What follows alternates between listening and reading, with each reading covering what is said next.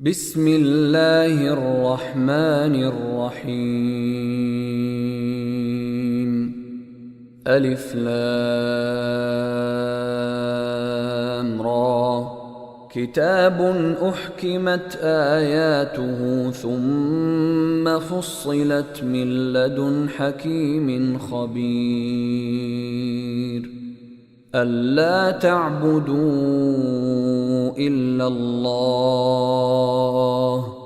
إنني لكم منه نذير وبشير.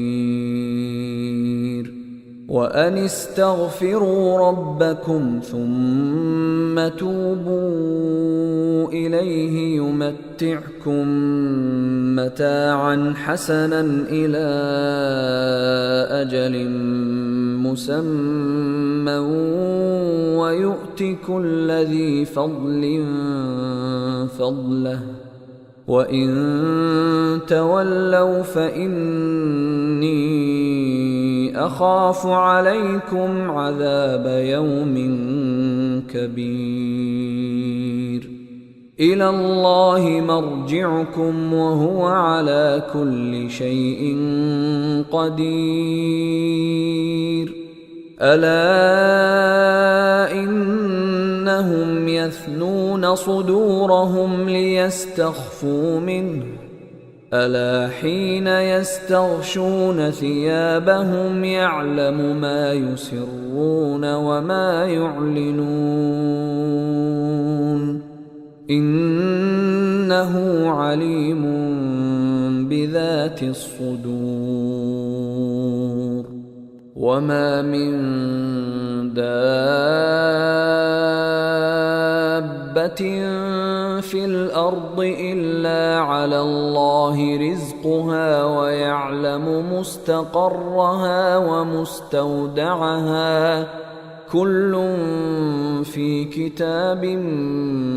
مبين. وهو الذي خلق السماوات والأرض في 6 أيام وكان عرشه على الماء ليبلوكم أيكم أحسن عملا. ولئن قلت إنكم مبعوثون من بعد الموت ليقولن الذين كفروا إن هذا إلا سحر مبين. ولئن أخرنا عنهم العذاب إلى أمة معدودة ليقولن ما يحبسه ألا يوم يأتيهم ليس مصروفا عنهم وحاق بهم ما كانوا به يستهزئون. ولئن أذقنا الإنسان منا رحمة ثم نزعناها منه إنه ليئوس كفور. ولئن أذقناه نعماء بعد ضراء مسته ليقولن ذهب السيئات عني إنه لفرح فخور. إلا الذين صبروا وعملوا الصالحات أولئك لهم مغفرة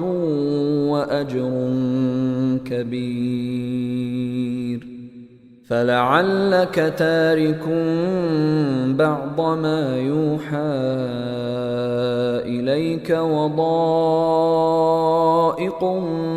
به صدرك أن يقولوا لولا أنزل عليه كنز أو جاء معه ملك إنما أنت نذير والله على كل شيء وكيل أم يقولون افتراه قل فأتوا ب10 سور مثله مفتريات وادعوا من استطعتم من دون الله إن كنتم صادقين فإن لم يستجيبوا لكم فاعلموا أنما أنزل بعلم الله وأن لا إله إلا هو فهل أنتم مسلمون من كان يريد الحياة الدنيا وزينتها نوفِ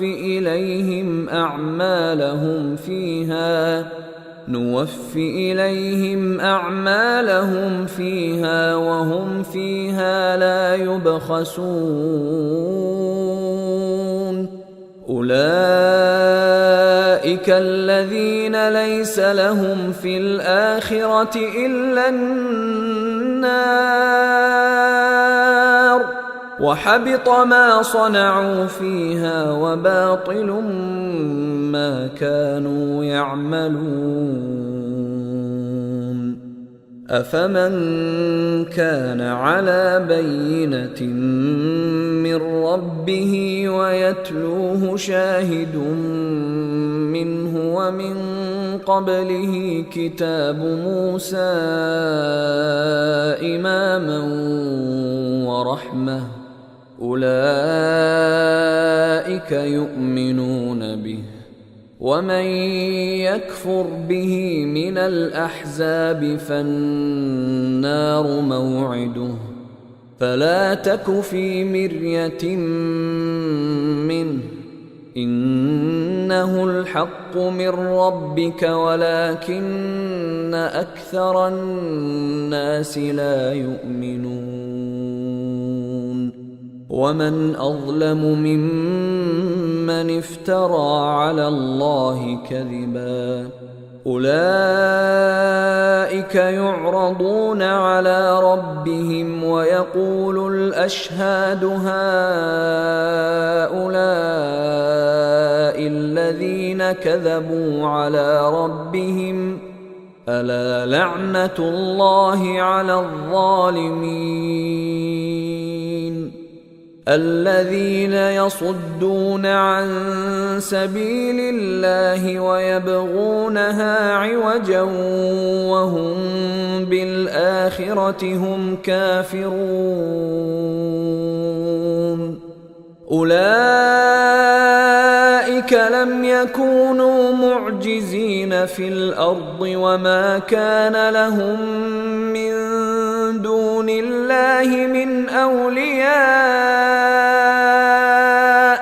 يضاعف لهم العذاب ما كانوا يستطيعون السمع وما كانوا يبصرون أولئك الذين خسروا أنفسهم وضل عنهم ما كانوا يفترون لا جرم أنهم في الآخرة هم الأخسرون إن الذين آمنوا وعملوا الصالحات وأخبتوا إلى ربهم أولئك أصحاب الجنة هم فيها خالدون مثل الفريقين كالأعمى والأصم والبصير والسميع هل يستويان مثلا أفلا تذكرون ولقد أرسلنا نوحا إلى قومه إني لكم نذير مبين ألا تعبدوا إلا الله إني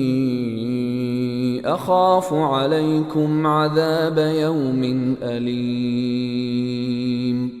فقال الملأ الذين كفروا من قومه ما نراك إلا بشرا مثلنا وما نراك اتبعك إلا الذين هم أراذلنا بادي الرأي وما نرى لكم علينا من فضل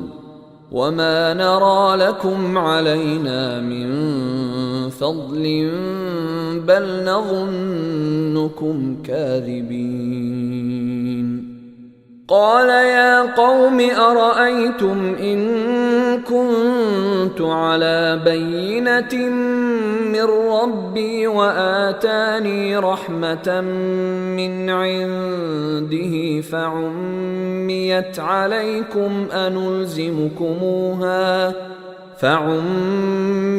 عليكم أنلزمكموها وأنتم لها كارهون ويا قوم لا أسألكم عليه مالا إن أجري إلا على الله وما أنا بطارد الذين آمنوا إنهم ملاقو ربهم ولكني أراكم قوما تجهلون ويا قوم من ينصرني من الله إن طردتهم أفلا تذكرون ولا أقول لكم عندي خزائن الله ولا أعلم الغيب ولا أقول إني ملك ولا أقول للذين تزدري أعينكم لن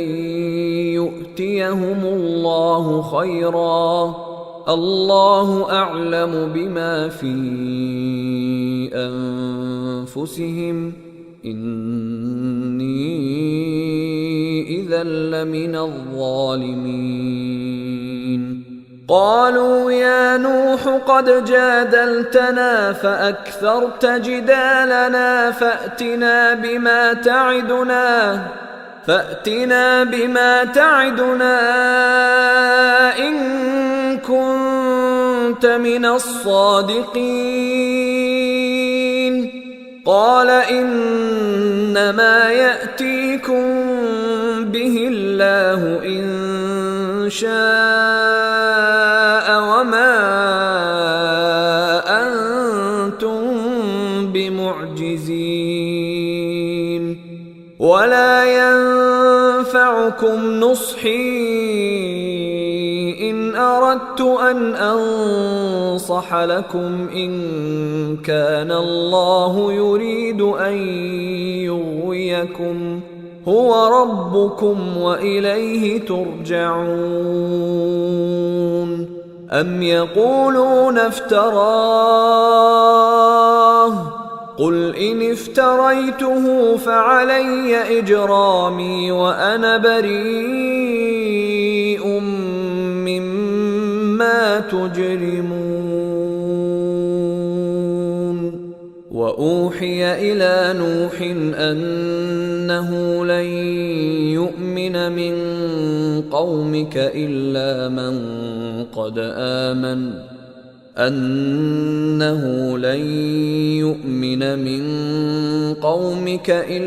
من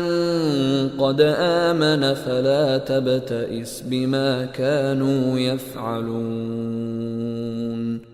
واصنع الفلك بأعيننا ووحينا ولا تخاطبني في الذين ظلموا إنهم مغرقون ويصنع الفلك وكلما مر عليه ملأ من قومه سخروا منه قال إن تسخروا منا فإنا نسخر منكم كما تسخرون فسوف تعلمون من يأتيه عذاب يخزيه ويحل عليه عذاب مقيم حتى إذا جاء أمرنا وفارت النور قل نحمل فيها من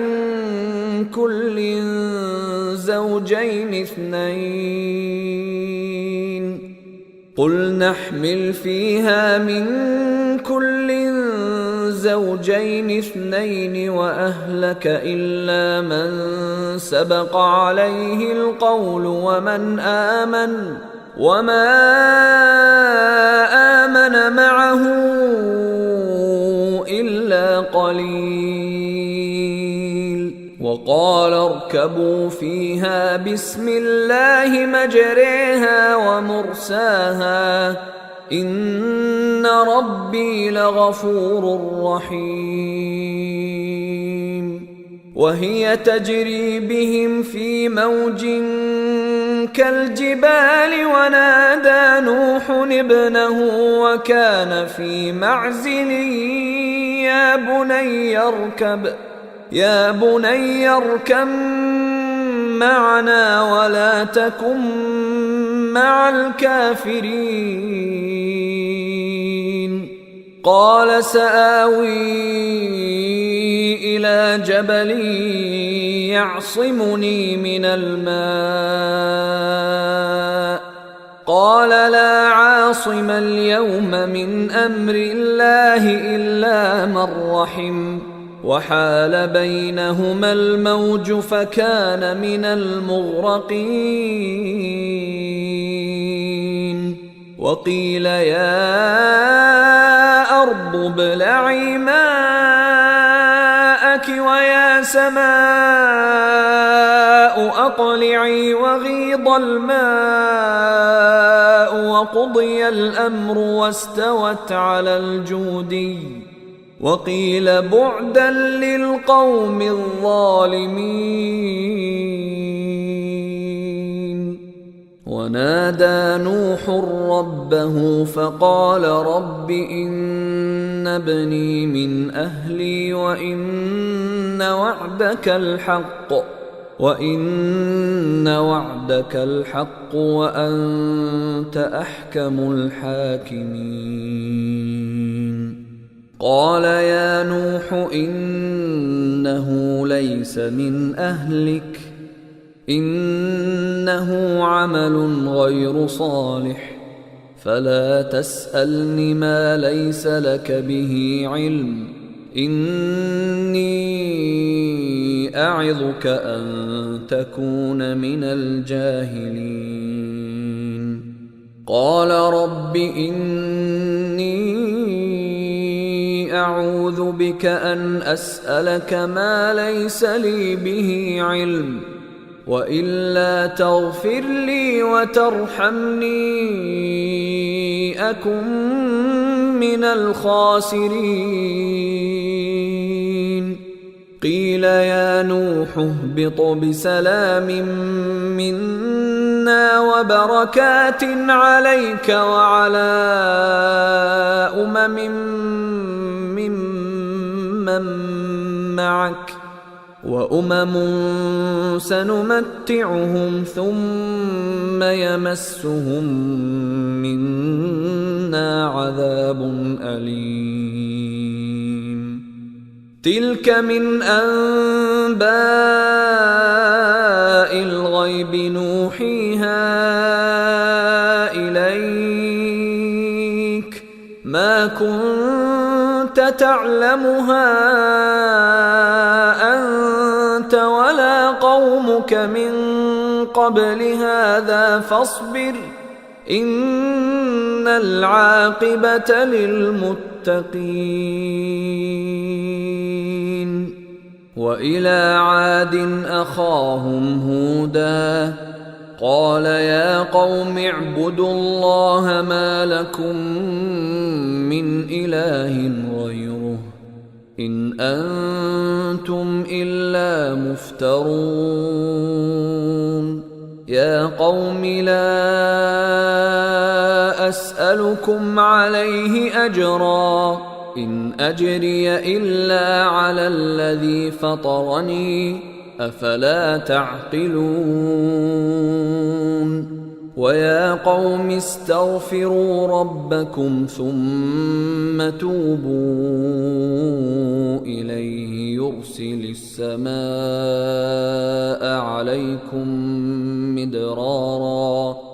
يرسل السماء عليكم مدرارا ويزدكم قوة إلى قوتكم ولا تتولوا مجرمين. قالوا يا هود ما جئتنا ببينة وما نحن بتاركي آلهتنا عن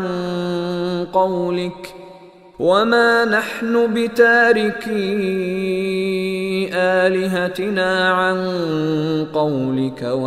نحن لك بمؤمنين.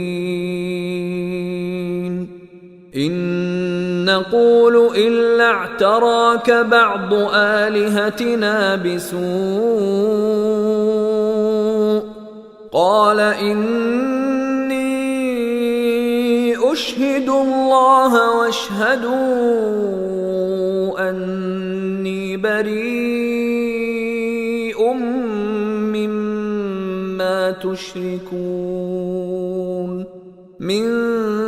دونه فكيدوني جميعا ثم لا تنظرون. إني توكلت على الله ربي وربكم ما من دابة إلا هو آخذ بناصيتها إن ربي على صراط مستقيم. فإن تولوا فقد أبلغتكم ما أرسلت به إليكم ويستخلف ربي قوما غيركم ولا تضرونه شيئا إن ربي على كل شيء حفيظ. ولما جاء أمرنا نجينا هودا والذين آمنوا معه برحمة منا ونجيناهم من عذاب غليظ. وتلك عاد جحدوا بآيات ربهم وعصوا رسله واتبعوا أمر كل جبار عنيد. وأتبعوا في هذه الدنيا لعنة ويوم القيامة ألا إن عادا كفروا ربهم ألا بعدا لعاد قوم هود. وإلى ثمود أخاهم صالحا قال يا قوم اعبدوا الله ما لكم من إله غيره هو أنشأكم من الأرض واستعمركم فيها فاستغفروه ثم توبوا إليه إن ربي قريب مجيب. قالوا يا صالح قد كنت فينا مرجوا قبل هذا أتنهانا أن نعبد ما يعبد آباؤنا وإننا لفي شك مما تدعونا إليه مريب. قال يا قوم أرأيتم إن كنت على بينة من ربي وآتاني منه رحمة فمن ينصرني من الله إن عصيته فما تزيدونني غير تخسير. ويا قوم هذه ناقة الله لكم آية فذروها تأكل في أرض الله ولا تمسوها بسوء فيأخذكم عذاب قريب. فعقروها فقال تمتعوا في داركم 3 أيام ذلك وعد غير مكذوب. فلما جاء أمرنا نجينا صالحا والذين آمنوا معه برحمة منا ومن خزي يومئذ إن ربك هو القوي العزيز. وأخذ الذين ظلموا الصيحة فأصبحوا في ديارهم جاثمين كأن لم يغنوا فيها ألا إن ثمود كفروا ربهم ألا بعدا لثمود. ولقد جاءت رسلنا إبراهيم بالبشرى قالوا سلاما قال سلام فما لبث أن جاء بعجل حنيذ. فلما رأى أيديهم لا تصل إليه نكرهم وأوجس منهم خيفة قالوا لا تخف إنا أرسلنا إلى قوم لوط وامرأته قائمة فضحكت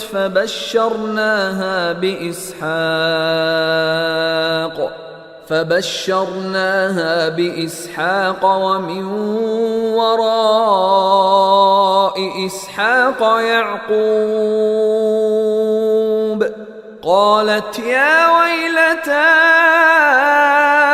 أألد وأنا عجوز وهذا بعلي شيخا إن هذا لشيء عجيب. قالوا أتعجبين من أمر الله رحمة الله وبركاته عليكم أهل البيت إنه حميد مجيد. فلما ذهب عن إبراهيم الروع وجاءته البشرى يجادلنا في قوم لوط إن إبراهيم لحليم أواه منيب. يا إبراهيم أعرض عن هذا إنه قد جاء أمر ربك وإنهم آتيهم عذاب غير مردود ولما جاءت رسلنا لوطا سيء بهم وضاق بهم ذرعا وقال هذا يوم عصيب وجاءه قومه يهرعون إليه ومن قبل كانوا يعملون السيئات قال يا قوم هؤلاء بناتي هن أطهر لكم فاتقوا الله ولا تخزون في ضيفي أليس منكم رجل رشيد قالوا لقد علمت ما لنا في بناتك من حق وإنك لتعلم ما نريد قال لو أن لي بكم قوة أو آوي إلى ركن شديد قالوا يا لوط إنا رسل ربك لن يصلوا إليك فأسر بأهلك بقطع من الليل ولا يلتفت منكم أحد إلا امرأتك إنه مصيبها ما أصابهم إن موعدهم الصبح أليس الصبح بقريب فلما جاء أمرنا جعلنا عاليها سافلها وأمطرنا عليها حجارة من سجيل منضود مسومة عند ربك وما هي من الظالمين ببعيد وإلى مدين أخاهم شعيبا قال يا قوم اعبدوا الله ما لكم من إله غيره ولا تنقصوا المكيال والميزان إني أراكم بخير وإني أخاف عليكم عذاب يوم محيط ويا قوم أوفوا المكيال والميزان بالقسط ولا تبخسوا الناس أشياءهم ولا تعثوا في الأرض مفسدين بقية الله خير لكم إن كنتم مؤمنين وما أنا عليكم بحفيظ قالوا يا شعيب أصلاتك تأمرك أن نترك ما يعبد آباؤنا أو أن نفعل في أموالنا ما نشاء إنك لأنت الحليم الرشيد قال يا قوم أرأيتم إن كنت على بينة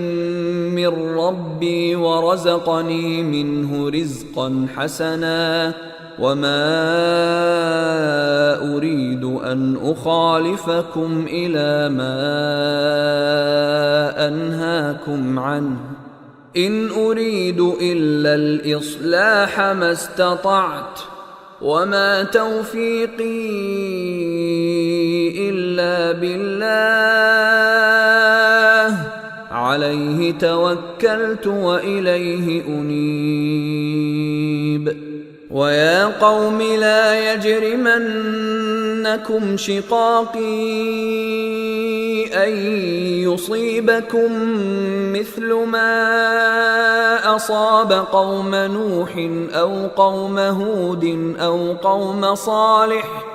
وما قوم لوط منكم ببعيد واستغفروا ربكم ثم توبوا إليه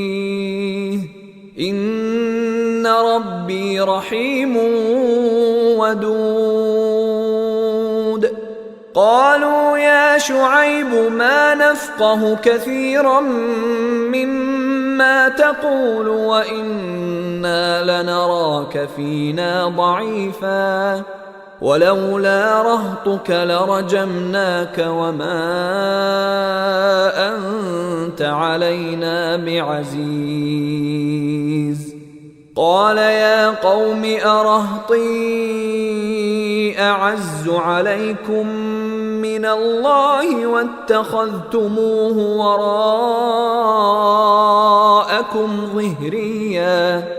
إن ربي بما تعملون محيط ويا قوم اعملوا على مكانتكم إني عامل سوف تعلمون من يأتيه عذاب يخزيه ومن هو كاذب وارتقبوا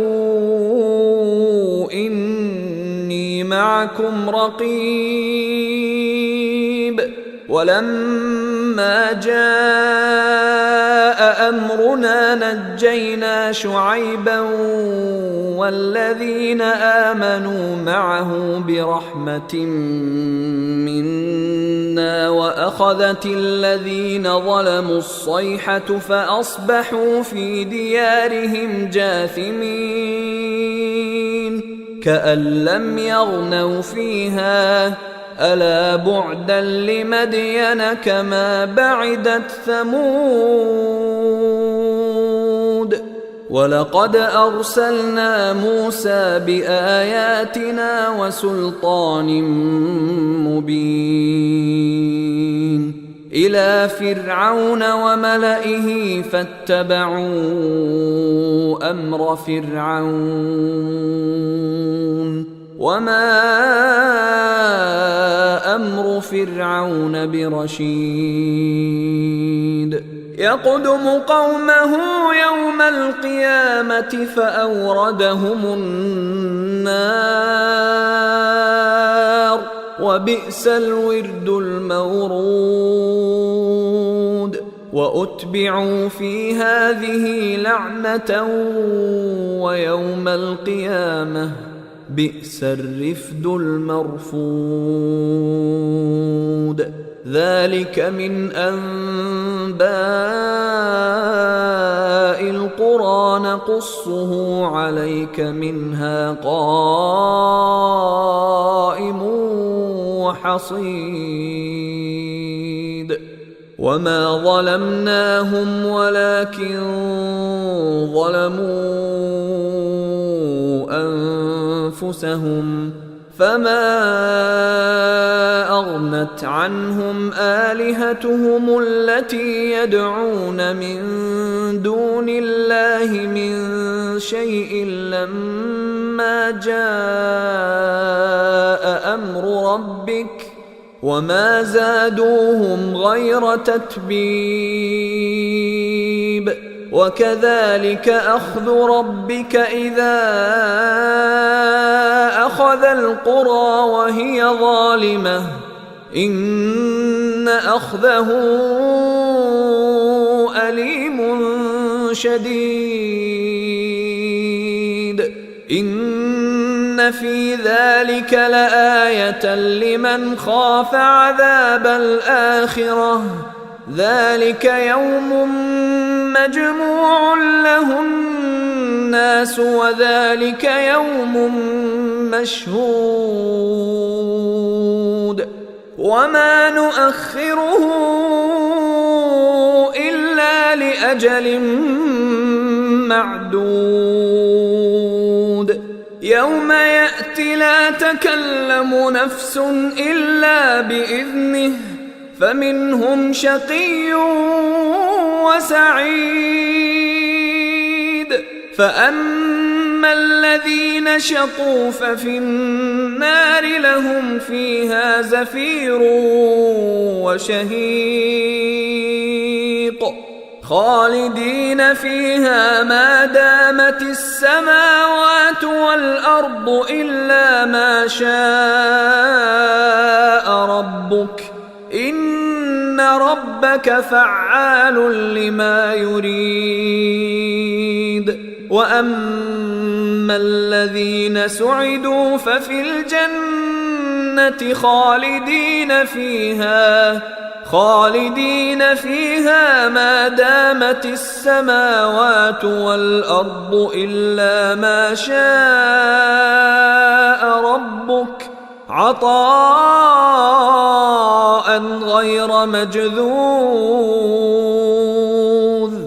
فلا تك في مرية مما يعبد هؤلاء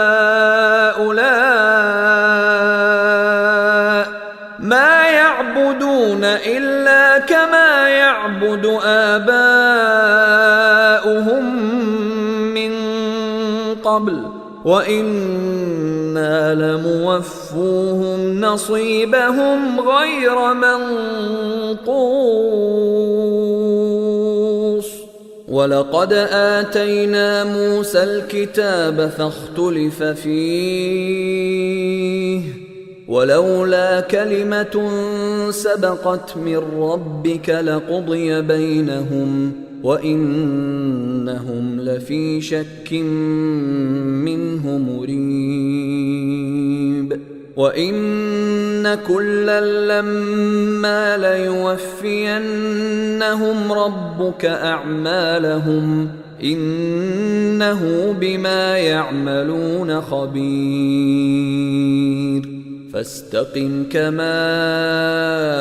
أمرت ومن تاب معك ولا تطغوا إنه بما تعملون بصير ولا تركنوا إلى الذين ظلموا فتمسكم النار وما لكم من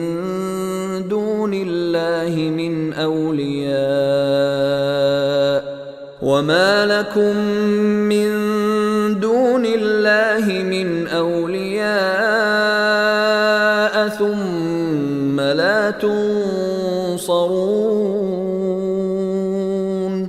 وأقم الصلاة طرفي النهار وزلفا من الليل إن الحسنات يذهبن السيئات ذلك ذكرى للذاكرين واصبر فإن الله لا يضيع أجر المحسنين فلولا كان من القرون من قبلكم أولو بقية ينهون عن الفساد في الأرض إلا قليلا ممن أنجينا منهم واتبع الذين ظلموا ما أترفوا فيه وكانوا مجرمين وما كان ربك ليهلك القرى بظلم وأهلها مصلحون ولو شاء ربك لجعل الناس أمة واحدة ولا يزالون مختلفين إلا من رحم ربك ولذلك خلقهم وتمت كلمة ربك لأملأن جهنم من الجنة والناس أجمعين وكلا نقص عليك من أنباء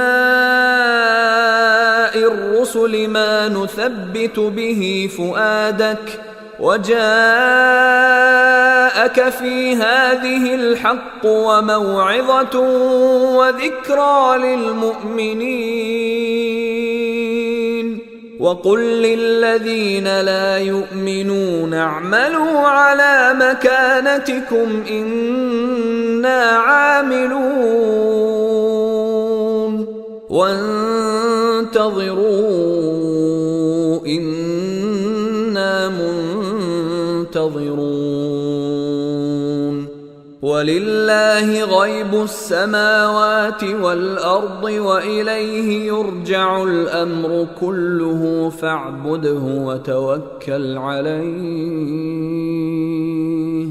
وما ربك بغافل عما تعملون. أيها الإخوة الكرام، نذكركم بأن حقوق الطبع والتوزيع محفوظة، والسلام عليكم ورحمة الله وبركاته.